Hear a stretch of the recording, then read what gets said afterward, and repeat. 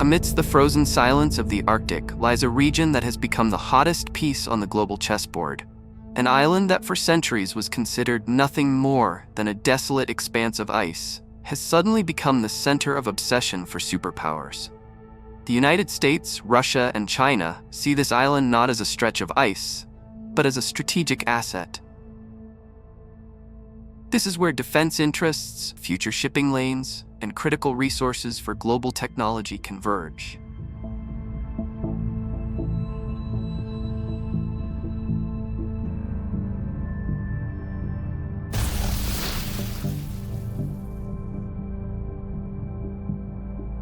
Hemisphere, and we've done it very successfully. We've never been stronger than we are now.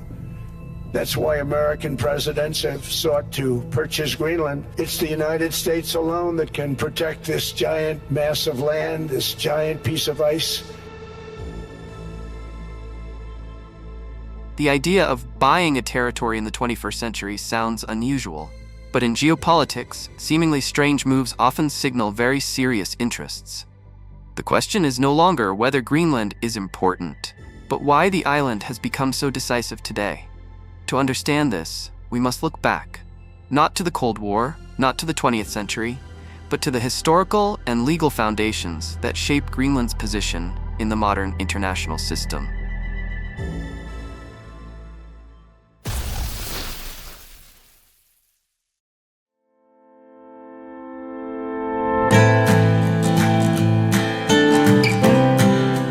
Greenland is not terra nullius or unclaimed land.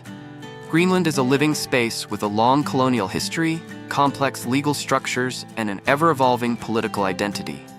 Long before Greenland appeared on the modern geopolitical map, this region had been home to the Inuit people for thousands of years.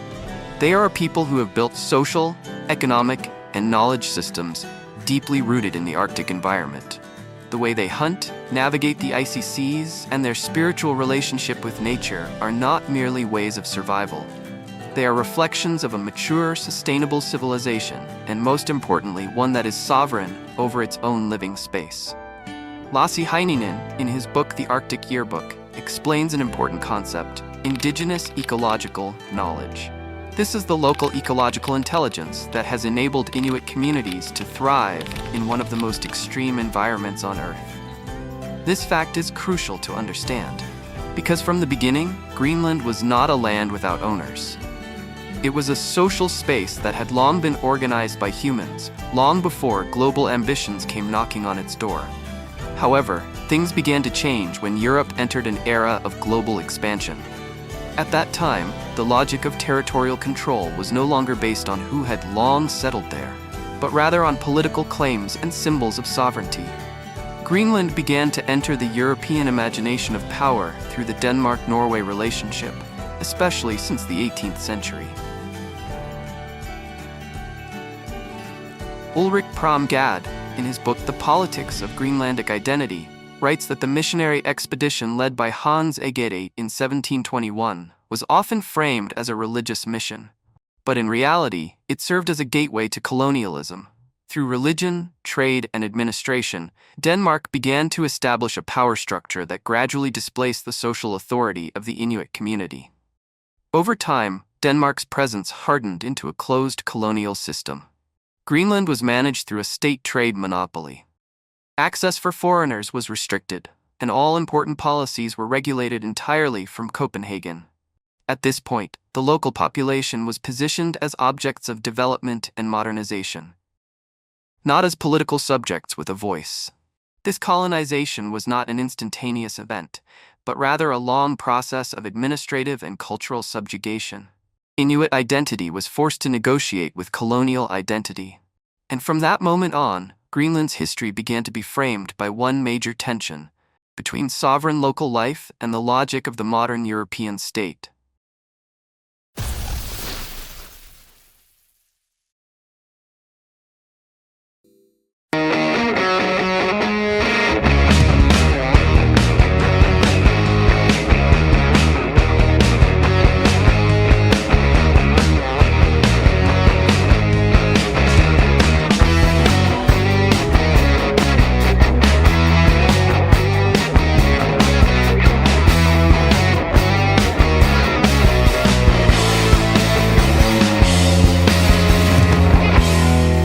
Entering the 20th century, a major change shook the international order. World wars not only devastated economies, but also challenged the legitimacy of colonialism. From the ruins of war, new norms emerged regarding sovereignty, human rights, and the right of nations to determine their own destiny. Greenland, which had been on the periphery of world attention, began to be dragged into the global spotlight. Maria Akron, in her book Greenlandic Autonomy and Independence, explains that after World War II, Denmark faced tremendous political pressure from the United Nations. As a colony, Greenland was at risk of being included in the list of non-self-governing territories that were required to undergo a process of decolonization. In 1953, through a constitutional amendment, Greenland's colonial status was officially abolished. The territory is now declared an integral part of the state of Denmark. However, this change was more legal and formal than a real transformation of power. The modernization carried out by Denmark during this period was often rapid and top-down. Forced urbanization, a European-style education system, and economic restructuring were carried out without considering the social and cultural structure of the Inuit community. As a result, deep social wounds emerged, from community displacement to an acute identity crisis. Legally, they were part of Denmark, but socially and politically, they were still trapped in unequal power relations. This ambiguity fueled new political demands. Throughout the second half of the 20th century, autonomy movements began to emerge in Greenland. Their struggle was not always about a desire for complete separation, but rather an effort to regain control over their daily lives and their own future.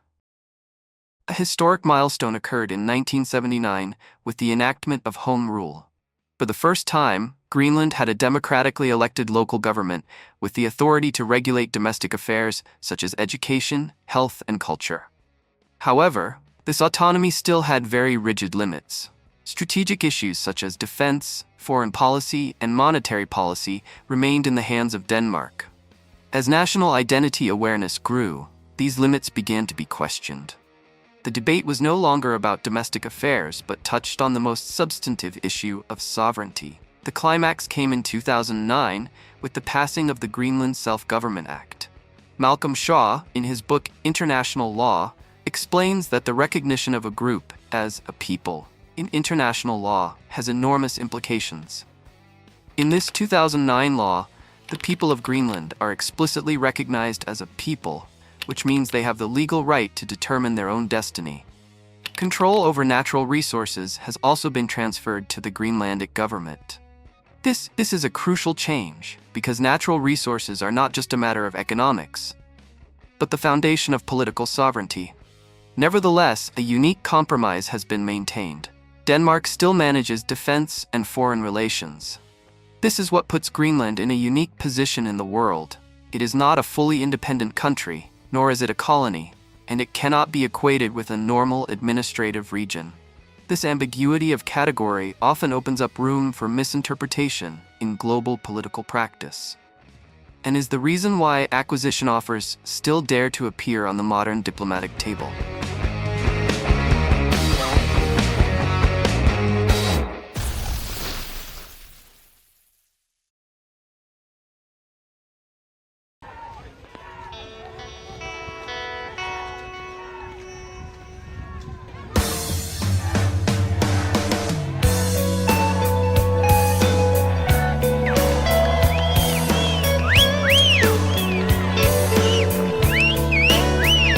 A fundamental question emerges, one that seems to pull us back into the past. In the 21st century, can a territory like Greenland still be treated as a commodity that can be purchased by another state? The answer, under modern international law, is no. Malcolm Shaw, in his authoritative work International Law, explains that the practice of buying and selling territory between states is in fact an outdated legacy of the 18th and 19th centuries. At that time, sovereignty was understood as the absolute possession of the king or the state, not of the people. Within this old logic, territory was treated as property. This is why history records events such as the Louisiana Purchase in the United States or the purchase of Alaska from the Russian Empire in 1867. Land could be transferred as easily as an ordinary property transaction. However, this paradigm collapsed radically after the Second World War. The Charter of the United Nations affirmed the principle of self-determination as a fundamental and non-negotiable norm. This principle states clearly that a territory inhabited by a people cannot have its sovereignty transferred without the free consent of the population that lives there. In this context, Greenland's legal position becomes unequivocal. Greenland is not terra nullius, nor is it empty land without an owner. It is not a territory without a people, and it is not a colony fully under the control of a colonial power. Since the enactment of the Greenland Self-Government Act in 2009, the people of Greenland have been explicitly recognized as a people, in the sense of international law. This recognition carries profound legal implications. Once a community is recognized as a people, any change to the political status of their territory must involve their collective will. In other words, even Denmark, despite its formal responsibility for Greenland's defense and foreign affairs, has no legal right whatsoever to sell or transfer Greenland to another party without the consent of its people. This is the core problem with the discourse surrounding the acquisition of Greenland by the United States. The idea is not merely diplomatically problematic, it constitutes a serious violation of the foundational principles of contemporary international law. To speak of purchasing Greenland today is to disregard the political rights of its people, and to attempt to revive a colonial logic that the world has buried since 1945. It represents a collision between great power ambition and the thick walls of international law that protect the dignity of a people. When the idea of purchasing Greenland resurfaced, the international community, particularly Europe, did not view it as a realistic business proposal. Instead, it was seen as a case of normative regression, an outdated mindset from the era of imperialism, with no place under the framework of modern international law. However, this strong criticism does not mean that the United States lacks historical ties to the island. On the contrary, the relationship between Washington and Greenland represents one of the most strategic alliances formed since the mid-20th century. Ulrich Pram-Gadd, in The Politics of Greenlandic Identity, notes that the American perspective on Greenland shifted radically with the outbreak of the Second World War. When Denmark fell to Nazi Germany in 1940, the United States recognized a crucial reality. If Greenland fell into Hitler's hands, North America would be within reach of enemy air attacks. This relationship was formally institutionalized through the 1951 Defense Agreement.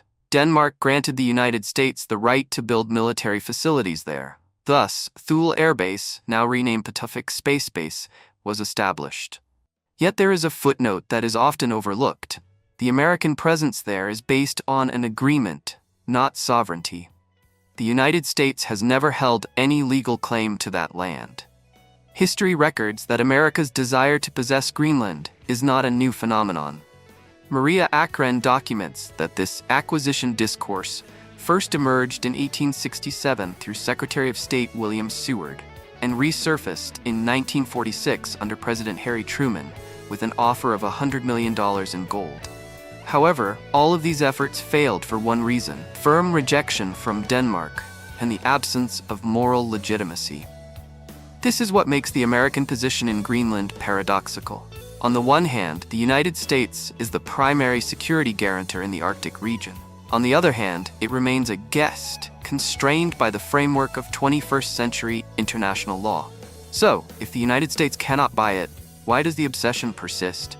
The answer lies in what former NATO Supreme Allied Commander James Stavridis refers to as the absolute linchpin. Greenland is not merely a vast and silent island, it is the anchor point of the United States territorial defense system. Michael Azraga, in his book Arctic Security, explains that the base in Greenland is an integral component of America's nuclear early warning system. Why? Because Greenland's geographic location lies directly along the shortest trajectory of intercontinental ballistic missiles should Russia launch them toward Washington or New York. Whoever controls this point controls the most critical aerial corridor in modern strategic warfare. Advanced radar systems are stationed there, serving as the early eyes and ears for detecting missile threats before they reach the North American mainland. This obsession has intensified alongside the resurgence of Russian military power in the north and China's ambitions after declaring itself a near-Arctic state. Beneath Greenland's ice sheet lie three overlapping layers of American interest. 1. Strategic security, protecting the American mainland from nuclear threats. 2.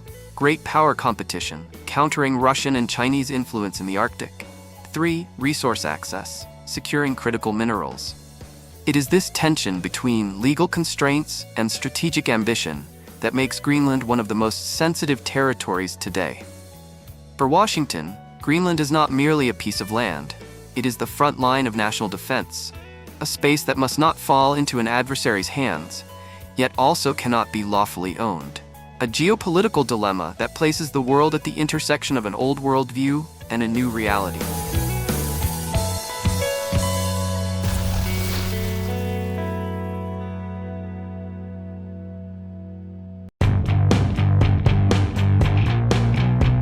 Washington's interest in Greenland is not a short-term political maneuver, but a long-term structural strategy.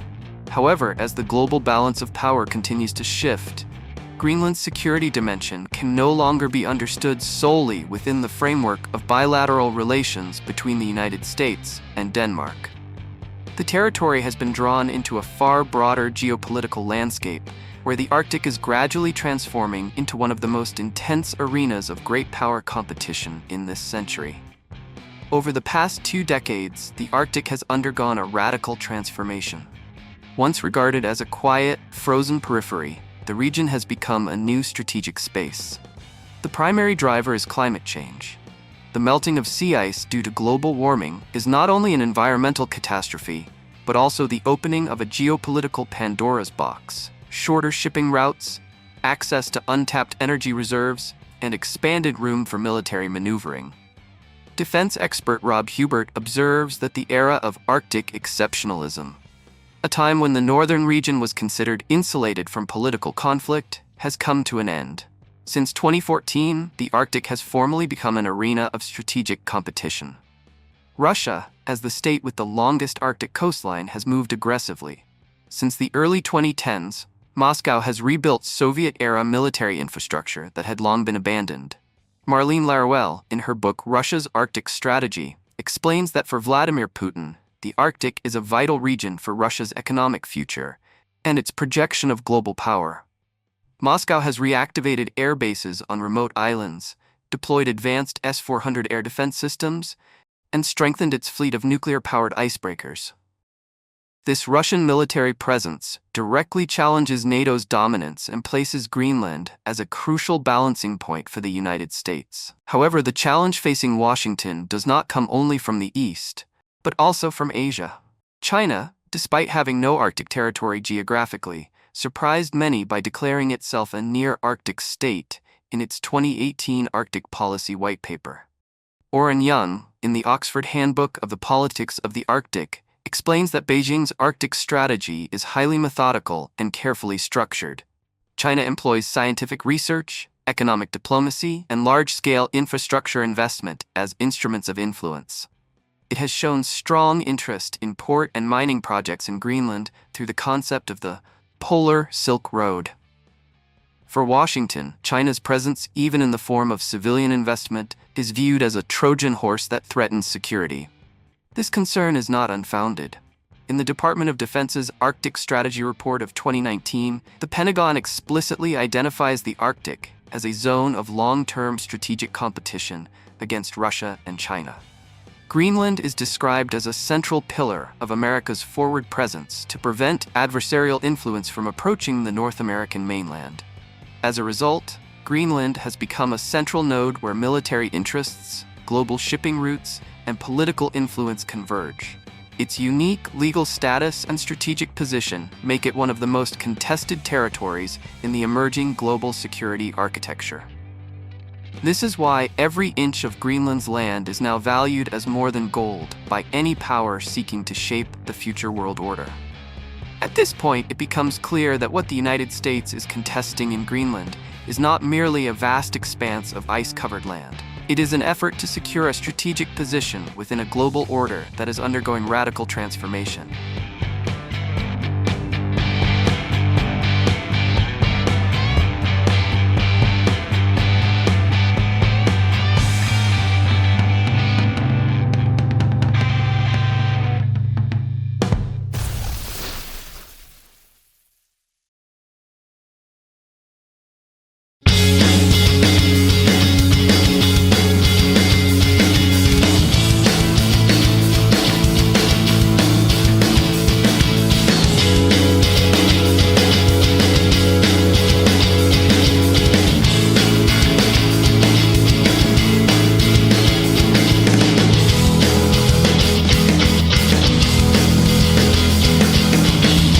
Beyond considerations of military radar systems and icebreaker competition, there is another dimension that makes Greenland the grand prize in Washington's strategic calculus: the global supply chain of strategic resources. In a fragile post-globalization world, a state's power is no longer measured solely by the number of nuclear warheads or the size of its military fleet, but also by its ability to secure key raw materials for the industries of the future. Martin Brome, in his book Cold Rush, explains that Greenland's landmass contains extraordinarily vast reserves of strategic minerals, ranging from uranium, zinc, and iron to what is currently most sought after worldwide: rare earth elements. These minerals are not ordinary economic commodities. They are the lifeblood of modern technology. Without them, it would be impossible to build electric vehicle batteries, wind turbines for green energy, or microchip components used in advanced weapon systems such as the F-35 fighter jet. However, there is a major problem for the United States. At present, the world is heavily dependent on China. Julie Michelle Klinger, in her book Rare Earth Frontiers, emphasizes that China's overwhelming dominance in the mining and processing of rare earth elements has created a strategic vulnerability for Western countries. If Beijing were to halt exports, America's technological and military industries could be paralyzed almost instantly. This is why Washington views Greenland as a lifeboat for supply diversification. This interest is not speculative. In the Critical Mineral Strategy report published by the United States Department of Energy, the Arctic, particularly Greenland, is identified as the most crucial region for securing future supplies of critical minerals. Yet, there is one major barrier to American ambition: sovereignty. The abundance of these resources does not mean they can be exploited without restraint. Since the enactment of the Self-Government Act, Greenland's local government has held full authority over its natural wealth. It has been highly proactive in regulating the mining sector, taking into account the region's sensitive environmental conditions and the social future of the Inuit population. This places the United States in an extremely complex position. It cannot arrive as an owner who dictates terms, but must instead engage as an actor negotiating within a strict local legal and political framework. It is here that American economic interests directly collide with the boundaries of sovereignty and international law.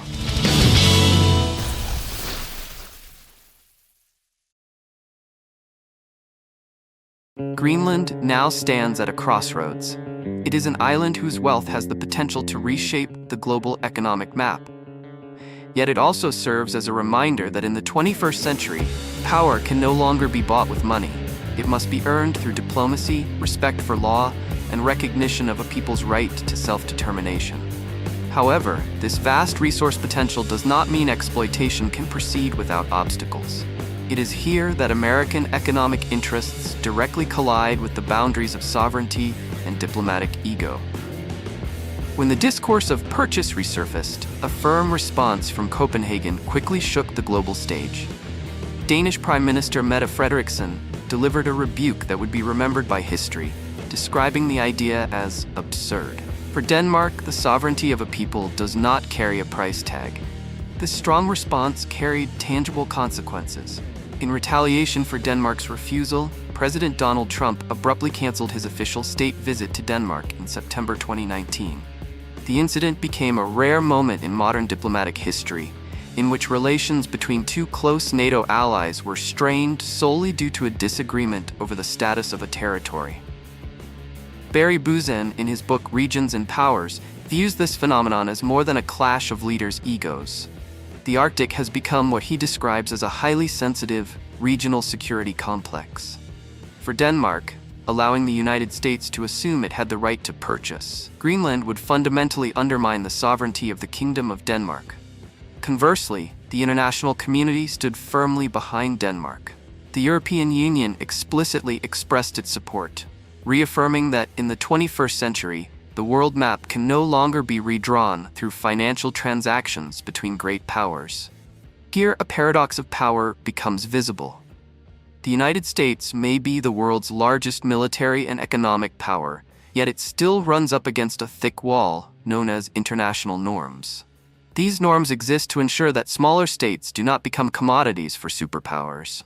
Greenland, in all its icy silence, has become a defensive bastion for the principle of global sovereignty. This diplomatic crisis demonstrates that Greenland's status is not merely a domestic matter for Denmark, but a symbol of a world order that refuses to return to the era of colonialism. In this context, Denmark's rejection was clearly not only rhetorical, but political. The government in Copenhagen urged Washington to cease actions that threaten a historic ally and emphasized that transatlantic relations must be built on cooperation, not intimidation. Such statements were accompanied by increased Danish investment in the Arctic region itself, both in defense capabilities and civilian infrastructure, as part of a long-term strategy to safeguard Greenland's sovereignty within the framework of existing alliances. Public demonstrations in Denmark's capital reflected how deeply this rejection was felt among civil society. Thousands of people took to the streets of Copenhagen, gathered in the city center, and marched toward the U.S. Embassy, while chanting slogans such as, "Greenland is not for sale." This signaled that the defense of Greenland's sovereignty was widely perceived in Denmark as a democratic issue and a fundamental political principle. The Greenlandic government itself, which holds autonomous status under the framework of the Kingdom of Denmark, firmly rejected any notion of acquisition or annexation by the United States. In official statements reported by Reuters and other international media, the Greenlandic authorities declared that the territory could not be taken over by any external party under any circumstances. The Prime Minister of Greenland at the time stated that Greenland was not for sale and did not wish to become part of the United States. In remarks quoted by Time, he emphasized that Greenland's future must be determined by its own people, not by external powers, even within the context of national security strategy. These statements did not merely express Greenland's internal political position.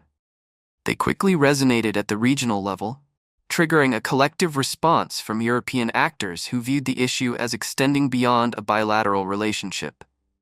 For many European countries, both within and outside the Eurozone, rejecting the idea of territorial annexation or transactional sovereignty became a symbol of commitment to sovereignty, territorial integrity, and the supremacy of international law. In an interview with Euronews, the president of the European Council, Antonio Costa, affirmed that the European Union would provide full support to Denmark in defending its sovereignty over Greenland, stating that Denmark, as a sovereign state, determines its own policies within the framework of EU membership. He reiterated that Denmark is a sovereign country and that the European Union would stand behind it, stressing that upholding the principle of territorial integrity is a fundamental matter that is not open to negotiation. The broader European state community also expressed its position collectively. Several reports noted that European heads of government, from France and Germany to the United Kingdom, stated that any attempt to alter political arrangements agreed upon by Denmark and Greenland must proceed through the will of the people and local institutions, not through external pressure or threats. Such joint statements were intended to reinforce the collective solidarity of the European bloc around multilateral values. Recent developments also indicate that several European countries have coordinated diplomatic steps through broader NATO mechanisms. This shows that the solidarity expressed was not merely rhetorical, but also translated into concrete actions, such as the placement of small European governmental units in Greenland as a symbolic show of support for territorial sovereignty.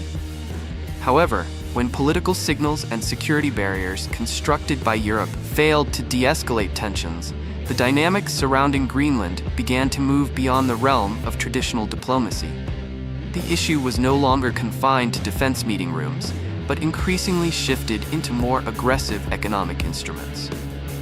This escalation became evident when Donald Trump openly began linking the failure of the Greenland acquisition to U.S. trade policy toward the European Union. The transformation of the issue from territorial sovereignty into a tool of economic leverage marked a new and far more dangerous chapter in transatlantic relations.